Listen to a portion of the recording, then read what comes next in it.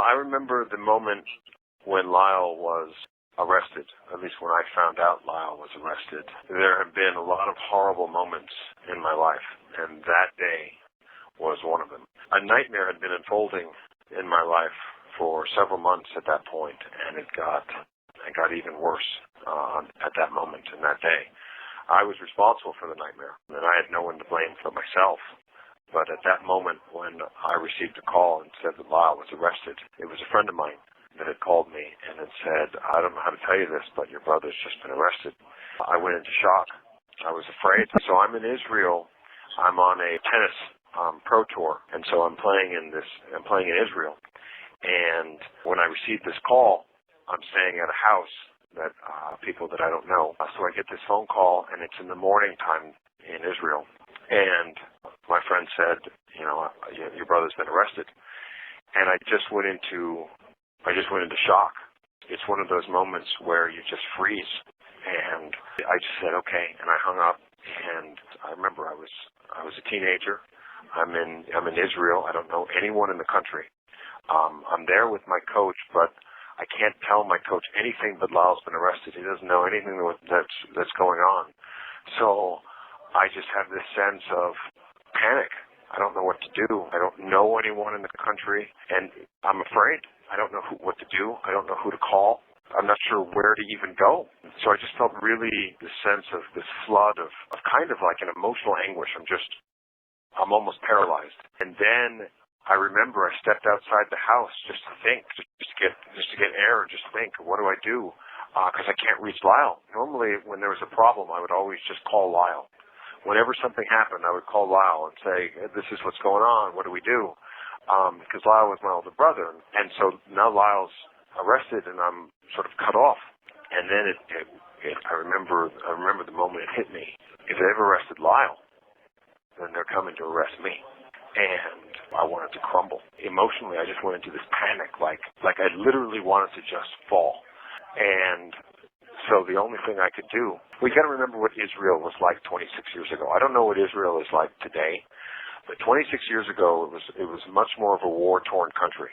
Up in Haifa, I played a tournament up in Haifa. You could hear the bombings from Lebanon. You could hear the bombs going off. Down in Ashkelon, which is in southern Israel. At the moment, I was in Tel Aviv, which was the main city. And on every street corner, there are soldiers with semi-automatic machine guns. It's a frightening place, and it's kind of a third world country at this point back this is the late 80s, 1990. So it's a scary place to be. And the idea that someone would come to try to arrest me there in this foreign country was terrifying. So the first thing I did, I didn't even think. The first thing I did was tell Mark, my coach, I said, listen, we got to get out of here. We've got to get out of the country as fast as possible. I said, Lyle's been arrested. Let's gather up our things and let's go to the airport.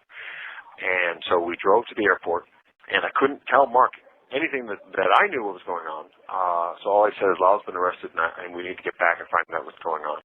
I didn't have any thought of running or trying to escape. I didn't know what to do. All I knew is that I wanted to get out of Israel, and I wanted to get to London, because that was the only place that I could think of, the routes of the planes that go through London. So we get to the airport, and in the airport we have to buy a ticket. Well, they don't just process you through and there's another plane. To fly international, I've got to give my passport. So it's a 2 to 3 hour wait before the next flight will take off to London. So I'm figuring, all right, 2 to 3 hours of being in the airport, they're going to find me and I'm going to be arrested in the airport. I was almost certain that I would be arrested in the airport at that point. But there's nothing I can do. There's no place to go.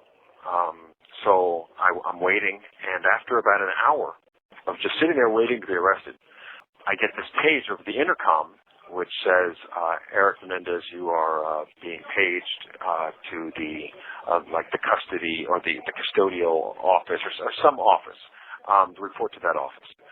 So I look at Mark, and I don't remember what I said. I just kind of said, I got to go where they're calling me. Why did you think they were calling you at that point? I mean, what went through your head? Well, to arrest me.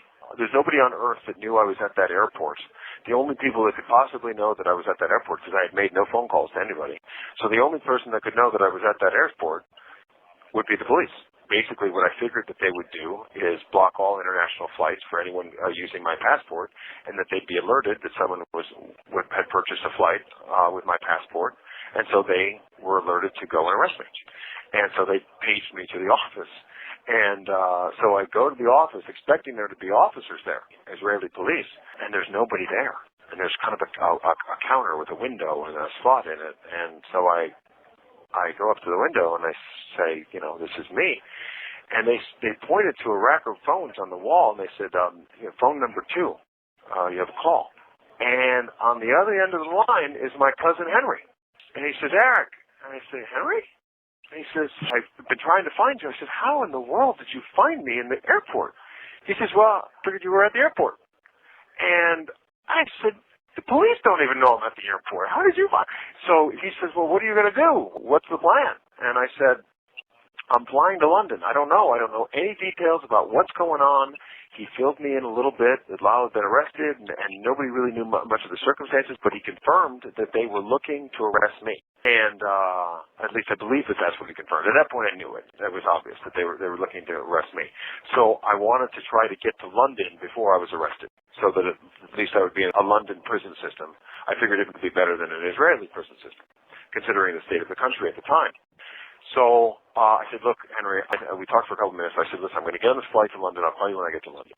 So amazingly, I'm not arrested, even though my cousin can track me down, or my dad's cousin. So there I am, and I get on the plane, and we fly to London. Now, the flight to London is like a 6 or 7 hour flight. So by this point, the police have plenty of time that I'm on a flight to London, and I assume without a doubt that I'm going to be arrested as soon as I get off London. So it's a scary moment. I'm figuring either the police are going to board the plane or they're going to be waiting for me as soon as I get off. And so I say goodbye to Mark. I said, look, I'm probably going to be arrested. And I get off the plane, and there's a tarmac that's going into the airport. And so the people are filtering, and I'm looking, and at the end of the tarmac, basically we go into the terminal, are 2 officers with machine guns around their neck and their waist. So I figure, okay, they're waiting for me. So I slow up as I get to them. Now I figure I'm not just going to go and introduce myself. I'm going to wait for them to ID me. So I slow up and I sort of stop in front of them. And they look at me, and I look at them, and I can tell they don't recognize me. So I just sort of keep walking by them. And they just look at me, and then they start looking at everyone else. And I'm completely confused at this point. I'm totally confused. I have no idea why I'm not arrested at this point. I get my bag, I'm out of the airport, and I'm in the London city, and now I have to figure out what to do next. Because here I am in London, I'm not arrested. The journey goes on from there.